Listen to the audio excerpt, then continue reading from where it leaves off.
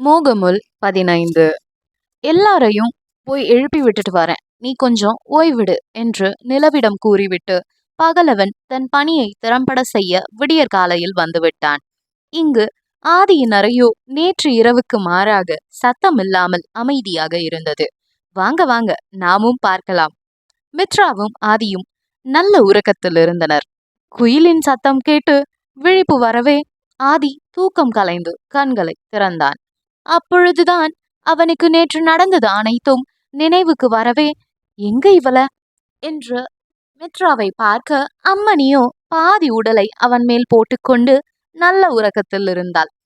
மித்ரா, எழுந்துரு, விடிஞ்சிருச்சு, நகரு, நான் ஆபீஸ் கிளம்பணும் என்று அவள் கன்னம் தட்ட அவன் கையை பிடித்து தன் கழுத்தடியில் வைத்து கொண்டு, சோட்டு, நைட்டெல்லாம் நம்ம சார் என்ன தூங்கவே விடல, நீயாவது என்ன தூங்க விடு என்றவள் தன் டெடியின் ஞாபகத்தில் ஆதியை இறுக்கி கட்டிக்கொண்டு தன் தூக்கத்தை தொடர்ந்தாள். எது, நான் தூங்க விடலையா? யாருடா இவ, எங்க இருந்துடா பிடிச்சிங்க? தலையில் அடித்து கொண்டவன், காலையிலே என்ன வச்சு செய்கிறாளே, இவளோட முடியல என்னால, கால் வேற படக்கூடாத இடத்துல படுது, ஐயோ என்று புலம்ப மட்டுமே அவனால் முடிந்தது. அனுபவி ராஜா, ஏன் இப்போ என்ன ஆச்சுன்னு இப்படி புலம்பி தள்ளுற என்று அவன் மனசாட்சி ஆஜராகிவிட்டது. நான் எழுந்து வந்ததும் உனக்கு தான் முதல்ல சங்கு ஊதுவேன், ஓடிரு. அப்பொழுதுதான் அவள் சாவகாசமாக அவன் முகத்தோடு தன் முகத்தை வைத்து தேய்த்து, ஏய், என்ன தேடி பஞ்சு போல சாஃப்டா இருப்ப, இப்ப என்ன முள்ளு போல குத்துது என்று கண்களை திறக்க ஆதி அவளை முறைத்து கொண்டிருந்தான். குட் மார்னிங் சார் என்று தூக்க கலக்கத்தில் உளறி கொண்டே, என்ன சார், என் ரூமுக்கு எப்போ வந்தீங்க? முன்னமே சொல்லியிருந்தா அம்மா கிட்ட சொல்லி வேற ரூம் ரெடி பண்ணிருப்பேன்ல என்று கொட்டாவி விட்டு கொண்டே அவன் மேலிருந்து எழ, அடிங்க, நீ எங்க இருக்கன்னு கொஞ்சம் பார்த்துட்டு பேசு என்கவும் அதன் பிறகுதான் சுற்றி முற்றி பார்க்க நேற்று நடந்தது அத்தனையும் ஞாபகத்திற்கு வந்தது. ஐயோ, எப்படி மறந்த, சாருக்கு பிள்ளை வேற பெத்து கொடுக்கணும், அதை விட்டுட்டு நீ என்னடானா எங்க இருக்கன்னு கூட ஞாபகம் இல்லாம இப்படி தூங்கி இருக்கியே, உன்னை பத்தி சார் என்ன நினைப்பாரு சை என்று மானசீகமாக அவள் பாட்டிற்கு திட்டிக் கொள்ள, எதிரே இருந்தவனோ, உனக்கு என்ன மித்ரா, தூங்கினா எல்லாம் மறந்து போயிடுமா, எனக்கும் அந்த மாதிரி இருந்திருக்கலாம் என்று குரல் கம்ம கூறவும் அதுவரை அமைதியாக இருந்தவள் அவன் மனநிலையை மாற்றும் பொருட்டு, ஐய, என்ன சார் நீங்க இப்படி பண்ணிக்கிட்டு இருக்கீங்க, நல்ல வேலை ஞாபகப்படுத்தினீங்க, ஒரு குழந்தை வந்துட்டா எல்லாமே சரியாகும் சார், நீங்க பாத்துக்கிட்டே இருங்க, இன்னும் எண்ணி 10 மாசத்துல குழந்தை வந்துரும், பாத்துக்கலாம் விடுங்க, அதுக்கு நான் கேரண்டி என்று தன் சுடிதாரில் இல்லாத காலரை தூக்கி விட்டு கொண்டாள். உன்கிட்ட போய் சொன்னேன் பாரு, என்ன சொல்லணும், ஒழுங்கா உங்க வீட்டுக்கு கிளம்புற வழிய பாரு, எனக்கு இந்த கல்யாணம் எதுவும் வேண்டாம், கடைசி வரைக்கும் எனக்கு நான் மட்டும் போதும், நான், அம்மா, அப்பா, தம்பி இவங்க மட்டும் போதும், போய் உன் வாழ்க்கைய வாழ்ற வழிய பாரு என்று பொறுமையாக எடுத்து கூறினான். எதிரில் இருந்த அம்மணி அவன் பேச்சை கேட்டால்தானே. அவன் பேசி முடிக்கும் வரை சரி சரி என்று நன்றாக தலையை ஆட்டியவள், சார், நேத்து நைட்டு நீங்க தானே சொன்னீங்க 1 மாதம் டைம் தரேன்னு, அப்புறம் என்ன காலையிலே திரும்ப அந்த நாய் கச்ச கதைய சொல்லி என் கழுத்தை அறுக்குறீங்க? நான் சொன்னது சொன்னதுதான், உங்களுக்கு பிள்ளை பெத்து கொடுத்துட்டு போயிருவேன், சரியா என்றவள் அவன் முறைப்பதை கண்டு, சார், காலையில எழுந்ததும் குளிக்கணும், வேலைய பார்க்க போகணும், அதை விட்டுட்டு கிளாஸ் எடுத்துட்டு இருக்கீங்க, டூ பேட் என்று அவன் தலையை செல்லமாக கலைத்து விட்டவள் சிட்டாக அங்கிருந்து குளியல் அறைக்குள் சென்று தாழ் போட்டு கொண்டாள். ஏய் மித்ரா என்று இவன் கத்த, சார், ஒரு அக்ரிமெண்ட் எடுங்க, முதல்ல சைன் பண்ணுங்க, 1 மாதத்திற்கு நான் வாயை திறக்க மாட்டேன்னு என்று உள்ளுக்குள் இருந்து கொண்டே இவனிடம் வாயாட, இவள, அடி, நீ வெளியே வந்துதான் ஆகணும், வா, உனக்கு அப்போ இருக்கு என்று இங்கிருந்து கத்த அவன் குரலில் அரண்டவள் வெளியே மெதுவாக தலையை மட்டும் நீட்டி பார்க்க கதவுக்கு பக்கவாட்டிலிருந்து அவள் காதினை பற்றியவன், உனக்கு குசும்பு ஜாஸ்தி ஆகிடுச்சு என்று அவளை இழுக்க அவனை தள்ளி விட்டவள், ஐயோ சார், விடுங்க விடுங்க என்கவும், முடியாது சார், வலிக்குது விடுங்க என்று அலற உண்மை என்று நம்பியவன் அவளை விட்டுவிட அவனிடமிருந்து நகர்ந்தவள் அவனுக்கு வக்கலம் காட்டியவாறே ஓட ஒரே எட்டில் பிடித்தவன், என்கிட்டயே உன் வேலையை காமிக்கிற பத்தியா, என்று அவளை பின்னால் இருந்து அணைத்தவாறு பிடித்து கொள்ள, சார் விடுங்க, நான் போய் குளிக்கணும் என்று அவனிடமிருந்து திமிர இருவரும் தடுக்கி ஒரு மேல் ஒருவர் கீழே விழுந்தனர். அவளை எழவிடாமல் தன்னுடன் சேர்த்து அணைத்தவாறே அவளிடம், மித்ரா, சொன்னா புரிஞ்சுக்கோ, என்னை விட்டு போயிடு, அதான் உனக்கு நல்லது என்கவும், சார், இந்த தேஞ்சு போன பழைய டேப் ரெக்கார்டர் பார்த்துருக்கீங்களா? ஏன், பார்த்துருக்கேன், என்னாச்சு? அதுவும் இப்படிதான் சார், திரும்ப திரும்ப பாடிட்டு இருக்கோம் என்று தன் முத்துப்பல் தெரிய சிரிக்கவும், அதில் கவர்ந்திழுக்கப்பட்டவன் அவள் செவ்வரியோடிய இதழை கவ்விக்கொண்டான். ஹக் என்ற ஒலி மட்டுமே அவளிடம் அவனை தள்ளவும், இதழை விட்டவன், நான் உனக்கு வேண்டாம் மித்ரா, என்னை விட்டு போயிடு என்று திரும்ப ஆரம்பிக்க, கொஞ்சம் வாயை மூடுங்க சார் என்று அவன் இதழை கவ்விக்கொண்டாள். ஆரம்பம் மட்டுமே அவளது, ஆட்சி செய்தது என்னவோ அவன்தான். அவளை தன்னுடன் இறுக்கி கொண்டவன் தேனூரும் இதழில் தன் பசியை ஆற்றிக் கொள்பவன் போல் மென்று தின்று கொண்டிருந்தான். டேய், நீதான் வேண்டாம் என்று சொன்னவனா என்று அவனது மனசாட்சி இடித்துரைக்கவே நிதர்சனம் உரைக்க அவளிடமிருந்து பிரிந்தவன், நீ எதுக்கு மித்ரா என்ன கல்யாணம் பண்ணிக்க ஒத்துக்கிட்ட? அந்த பொண்ணு என்ன வேண்டான்னு சொல்லிட்டு போயிட்டாங்க. அத்தனை நபர்கள் முன்னாடி நீ எதுக்கு ஒத்துக்கிட்ட? உனக்கு என்கிட்ட இருந்து என்ன வேணும் சொல்லு? பணமா? ஆனா பணத்துக்காக நீ இப்படி பண்ணியிருப்பன்னு என்னால இன்னமும் நம்ப முடியல. சொல்லு, உனக்கு என்ன வேணும்? எதனால என்ன மேரேஜ் பண்ணிக்க ஒத்துக்கிட்ட? பணம் தான் வேணும்னா சொல்லு மித்ரா, என்கிட்ட நீ தயங்காத. பணம் வேணும்னா சொல்லு, நான் எவ்வளோ பணம் வேணாலும் உனக்கு நான் தரேன். இன்னும் ஒரு 6 மாசம் வெயிட் பண்ணினா நான் டைவர்ஸ் கொடுத்துருவேன். அதுக்கப்புறம் எல்லாமே சுமூகமா முடிச்சுக்கலாம். நானே நல்ல பையனா பார்த்து உனக்கு கல்யாணம் பண்ணி வைக்கிறேன், சரியா? என்னை பத்தி எல்லாம் தெரிஞ்ச நீயே வந்துட்டு உன் வாழ்க்கைய வீணாக்கிக்காத, புரிஞ்சுக்கோ. திரும்ப திரும்ப சும்மா குழந்தை பெத்துக்கிட்டா எல்லாம் சரியாயிடும் அப்படி இப்படிங்காத. கல்யாணம் என்பது குழந்தை பெத்துக்கிறது மட்டும் கிடையாது. கல்யாணம்ங்கிறது என்னை பொறுத்த வரைக்கும் 2 பேரும் ஒருத்தருக்கு ஒருத்தர் விட்டு கொடுத்து அன்பு, ஒரு லவ் இருக்கணும். ஆனா நமக்குள்ள இது எதுவுமே இல்ல, சொன்னா புரிஞ்சுக்கோ என்கவும் அவனை விட்டு எழுந்தவள், சூப்பர் சார், புருஷனே தன் மனைவிக்கு இன்னொரு நல்ல பையனா பார்த்து கட்டி வைக்கிறேன்னு சொல்றதெல்லாம் இப்போதான் புதுசா பாக்குறேன். யாருக்கு கிடைக்கும் இந்த பாக்கியம்? நான் எவ்வளவு பெரிய அதிர்ஷ்டசாலி என்று ஆச்சரியப்பட்டது போல் பாவனை செய்தவள், கல்யாணம் என்பது வாழ்க்கையில ஒரு முறைதான் நடக்கும், அது எனக்கு இனிதே நடந்து முடிச்சிடுச்சு. சோ இது போல இனிமேல் என்கிட்ட பேசாதீங்க, சரியா? இதுக்காகவா நான் என் அம்மா அப்பாவை எதிர்த்துக்கிட்டு உங்களை கல்யாணம் கட்டிக்கிட்டேன்? நேத்து நைட்டு ஃபுல்லா கண் முழிச்சு ஒரு பிளான் கண்டுபிடிச்சு இருக்கேன். நீங்க என்ன காலையில ஒப்பாரி வைக்கிறீங்க? சீக்கிரம் எழுந்து கிளம்பி ஆபீஸ் போற வேலையை பாருங்க. சும்மா அதையே சொல்லிக்கிட்டு என்று தன் மாற்றுடையை எடுத்துக்கொண்டு குளியலறைக்குள் புகுந்து கொண்டாள். ஷிட் என்று தரையில் கைகளால் குத்தியவன் எழுந்து ஜாகிங் செல்ல வெளியே வந்தான். இங்கு ஹாலில் சுமதி தன் மகனின் அறையையே பார்த்து கொண்டிருந்தவர் கதவு திறக்கப்படவும் அருகில் அமர்ந்திருந்த தன் கணவரிடம் ஏதோ பேசுவது போல் திரும்பிக் கொண்டார். தன் தாயையும் தகப்பனையும் முறைத்து கொண்டே படிகளில் இறங்கி வந்தவன், ஆசி, ஜாகிங் போறேன், வரியாடா? இல்லனா நான் கிளம்புவா என்று குரல் கொடுக்க, இதோ வந்துட்டேன் அண்ணா என்று ஆசி வெளியே வர நிரஞ்சனும் அவர்களுடன் இணைந்து கொண்டான். மூவரும் வெளியே வர ஆசி திரும்பி மேலே பார்க்க, அங்கு பால்கனியில் நிரஞ்சனா நின்று கொண்டு வைத்த கண் வாங்காமல் பார்த்து கொண்டிருந்தாள். வீட்டுக்கு அருகிலேயே ஒரு பார்க் இருந்தது. அதில்தான் ஜாகிங் வழக்கமாக சென்று வருவார்கள். மூவரும் சிறிது நேரம் ஜாகிங் சென்றவர்கள் சிறிது நேரம் இலைப்பார அங்கிருந்த கற்பாறையில் அமர ஆசி பேச்சை தொடங்கினான். அண்ணா, எல்லாம் ஓகே தானே என்று தயங்கி தயங்கி கேட்க, எதுவுமே சரியில்லடா, எனக்கு எதுவும் பிடிக்கல என்று புலம்பினான்.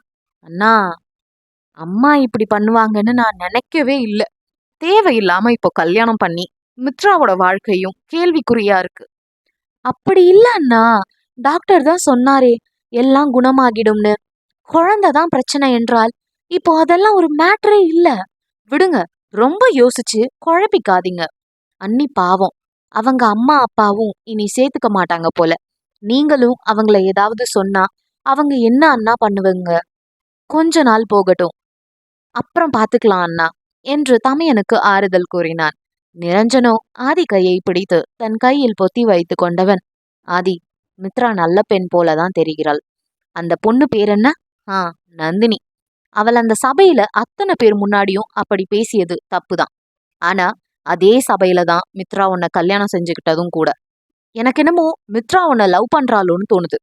நீ வேணும்னா பாரு, அவள் உனக்காகத்தான் அவங்க அப்பா அம்மாவை எதிர்த்து கல்யாணம் பண்றது சும்மா கிடையாது. எல்லாத்தையும் நல்லா யோசிச்சு பாரு. எனக்கு தெரிஞ்சு நீ தேர்வு பண்ணினது தோற்று போனாலும் உன்னை தேடி வந்தது என்னைக்கும் உன்னை விட்டு போகாது. உன்னை தோற்கவும் விடாது. எல்லாம் நல்லதாவே நடக்கும். இது போல முகத்தை வச்சுக்கிட்டு அலையாதடா, பார்க்க சகிக்கல. அப்புறம் சொல்ல மறந்துட்டேன் பாரு, நான் ஊருக்கு கிளம்புறேன். கொஞ்சம் வேலை இருக்கு, அப்பா வேற வர சொல்றாங்க. நான் என்னன்னு போய் பார்த்துட்டு சீக்கிரம் வர பாக்குறேன் என்கவும், அதுக்குள்ள போகணுமாடா என்று ஆதியும் ஆசியும் ஒரே நேரத்தில் கேட்டு வைக்க, வேலை முடிஞ்சதும் வந்துருவேண்டா நிருவும் வரதா சொன்னா. 2 பேரும் ஈவினிங் போல கிளம்புறோம் என்று நமட்டு சிரிப்புடன் ஆசியை பார்த்து கொண்டே கூறினான். கேட்டுக்கொண்டிருந்த ஆசியோ போறாளா என்று அதிர்ந்தவன் முகத்தில் எதையும் காட்டாமல் இருக்க பெரும் பாடுபட்டான். சரி வாங்க போகலாம் என்று வீட்டிற்கு சென்றனர். மூவரும் உள்ளே வர, சுமதி எல்லாரும் போய் குளிச்சுட்டு சாப்பிட வாங்கப்பா. அப்புறம் ஆதி, இன்னைக்கு குலதெய்வ கோயிலுக்கு போகணும், ஆபீஸ் போக வேண்டாம் என்று கூற, எனக்கு முக்கியமான வேலை இருக்கு, நான் வர முடியாது என்று எங்கோ பார்த்து கொண்டு கூற, சுமதி சும்மா இருப்பாரா? புதுசா கல்யாணம் ஆனது எனக்கு இல்ல, அவனுக்கு தான் என்று சொல்லு நிறைஞ்சா. ரொம்ப எல்லாம் மீறி போறான், என்ன நினைச்சிட்டு இருக்கான் என்று அவர் பங்குக்கு கத்த ஆரம்பிக்க, அத்தை விடுங்க, நீங்க ஏன் இப்போ டென்ஷன் ஆகுறீங்க, அவன் வருவான். என்னடா ஆதி எங்கவும், வரேன், எல்லாம் உங்க இஷ்டத்துக்கு தானே நடக்குது, ஏன் இஷ்டத்துக்கா நடக்குது என்றவன் விறுவிறுவென தன் அறைக்கு சென்று விட்டான். மோகமுல் தீண்டும். மோகமுல் 16.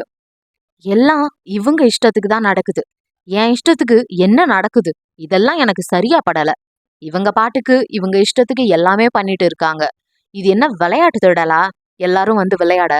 என் வாழ்க்கடா, என் வாழ்க்கைய நான் தான் தீர்மானிக்கணும் என்று அவன் பாட்டுக்கு புலம்பிக் கொண்டே படிக்கட்டில் ஏறி தன் அறைக்கு முன் வந்தவன், எல்லாம் இவளால, இவளை சொல்லணும், நான் கேட்டனா எனக்கு வாழ்க்கை கூடுன்னு, இன்னைக்கு உன்னை என்ன பண்றேன்னு பாருடி என்று உள்ளுக்குள் கருவியவன் படார் என்று கதவை திறந்தவன் தான்.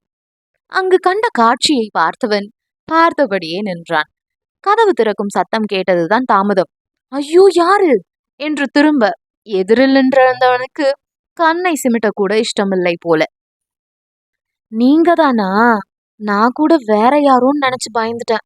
அந்த கதவை முதல்ல லாக் பண்ணுங்க சார் என்று அவன் முன் வெறும் பாவடை ரவிக்கையோடு நிற்கிறோம் என்ற நினைப்பே இல்லாமல், ஏதோ ஆண்டாண்டு காலமாக அந்யூன்யமாக வாழ்ந்த தம்பதிகளுக்குள் இதெல்லாம் சாதாரணம் போல் ரவிக்கையின் மேல் கொக்கியை மாட்டிக்கொண்டே இவனிடம் பேச்சு கொடுத்தாள். கீ கொடுத்த பொம்மை போல் அவள் சொன்னதை செய்தவன், மந்திரத்துக்கு கட்டுப்பட்டவன் போல் அவள் முன்பு வந்து நின்று, என்ன பண்றோம் தூ என்கவும், அவனுக்கே ஆச்சரியமாக இருந்தது அவனது குரல். இவ்வளவு மென்மையா எனக்கு பேச தெரியுமா என்று இவளை பார்த்தா மட்டும், ஏன் எனக்கு ஒண்ணுமே ஓட மாட்டேங்குது, இவ ஏதோ என்ன பண்றா, அதான் இப்படி தடுமாறுறேன் என்று சுயாலாசுதலில் இருந்தவனை, சார் போய் குளிங்க, அத்தை கோவிலுக்கு போகணும்னு சொன்னாங்க, ஜாகிங் போயிட்டு வந்து அப்படியே நிக்கிறீங்க, சே இந்த கொக்கிய வேற போட முடியல என்று அவனை நிமிர்ந்து பார்த்தவள், அவன் பார்வை போகும் இடத்தை கண்டதும் தான் அவளுக்கு உரைத்தது தான் எந்த நிலைமையில் நிற்கிறோம் என்று. ஐயோ இப்படியாடி மித்ரா சார் முன்னாடி நிக்கிறது என்று மானசீகமாக தலையில் அடித்து கொண்டவள் அங்கு கதிரையில் கிடந்த புடவையை எடுத்து தன் மேல் போட்டு கொண்டவளுக்கு அழையா விருந்தாளியாக வெட்கம் வரவே, சார் போய் குளிங்க என்று அவள் குரல் குழைந்து வந்தது.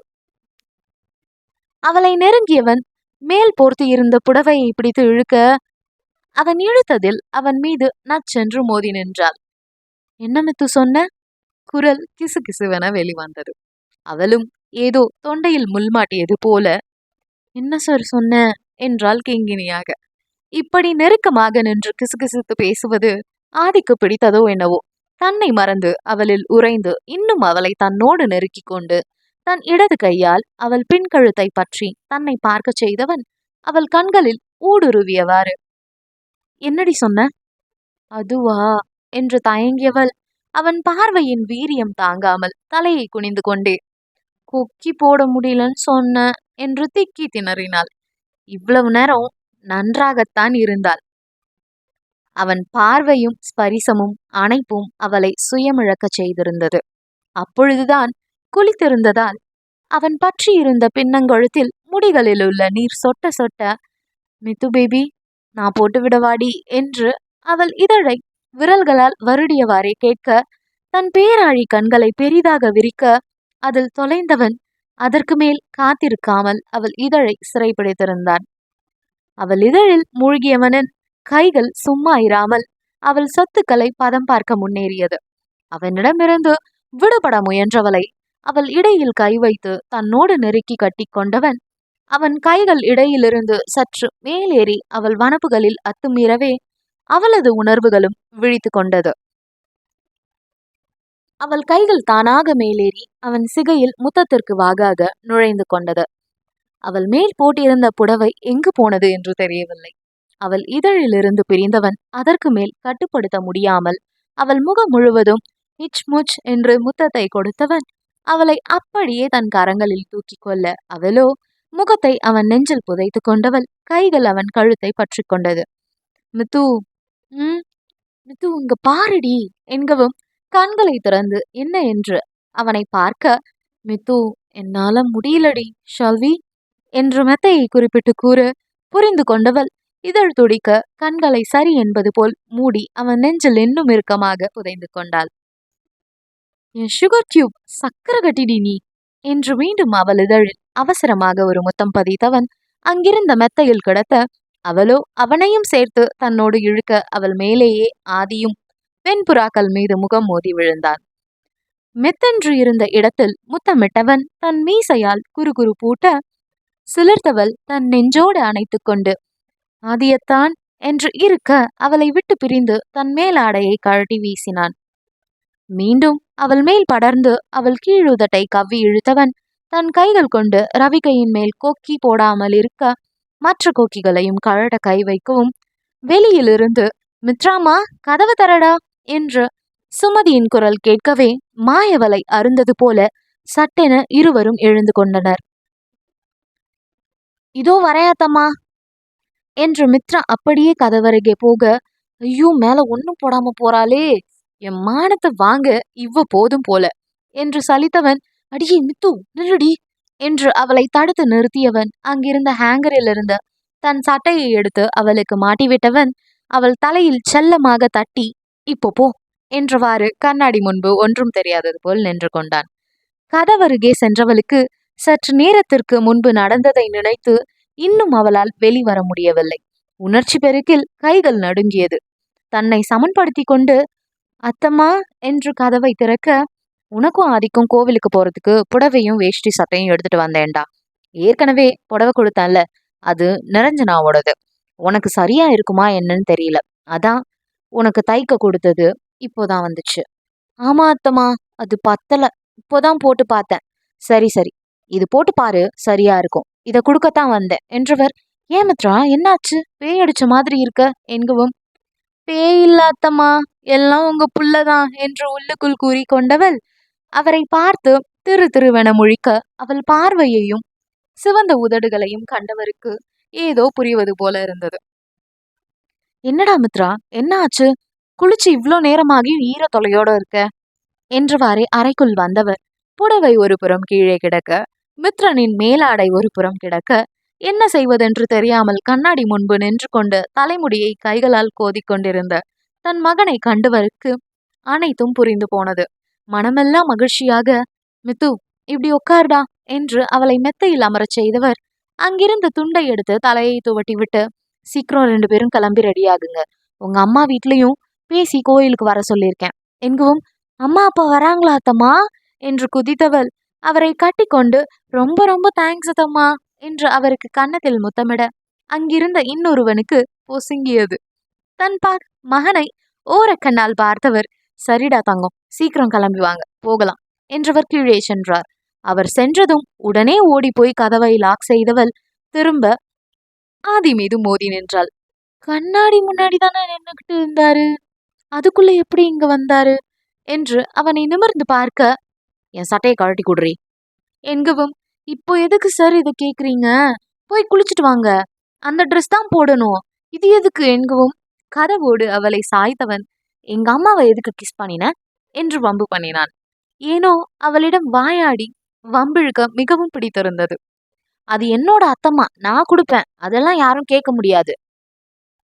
அப்போ அத்தம்மா பையனுக்கு என்ன கொடுப்ப என்று அவள் போட்டிருந்த சட்டை பட்டனில் கை வைக்க, அவன் கை மேல் தன் கை வைத்து, என்ன வேணும் அத்தம்மா பையனுக்கு என்று கேட்கவும், அவள் மூக்கோடு தன் மூக்கை உரசியவன், கொஞ்ச நேரம் முன்னாடி அத்தான்னு கூப்பிட்டல்ல, அதுதான் வேணும் என்று ஹஸ்கி குரலில் கூற, அதில் மயங்கியவள், அது அத்தம்மா தான் அப்படி கூப்பிட சொன்னாங்க.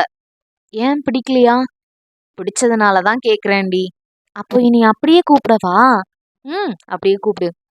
சரியத்தான் என்றவள் அவன் உயரத்திற்கு எம்பி கட்டை விரலில் நின்றவாறு அவன் இரு கன்னத்திலும் முத்தமிட்டவள், அவன் அசந்த நேரமாக பார்த்து அவனை தள்ளிவிட்டு தன் உடைகளை எடுத்துக்கொண்டவள், ஸ்பேர் பார்ட்ஸ் எல்லாம் கரெக்டா இருக்கா ஆதியத்தான், அதனால ஃபர்ஸ்ட் லவ் பண்ணுங்க ஆதியத்தான் என்று சிரித்தபடி பக்கத்தில் உள்ள அறையில் சென்று பூட்டி கொண்டாள்.